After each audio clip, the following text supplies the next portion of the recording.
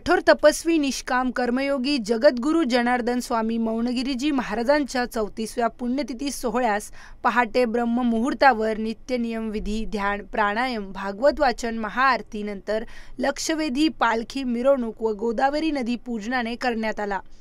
जय बाबाजी भक्त परिवाराच्या वतीने निष्काम कर्मयोगी जगद्गुरू जनार्दन स्वामी मौनगिरीजी महाराजांच्या 34व्या पुण्यस्मरणानिमित्त उत्तराधिकारी अनंत विभूषण श्री श्री 1008 महामंडलेश्वर समर्थ सद्गुरू स्वामी शांतिगिरीजी महाराज यांच्या प्रेरणेने व प्रमुख उपस्थितीत तपोवनातील कुंभमेळा मैदानावर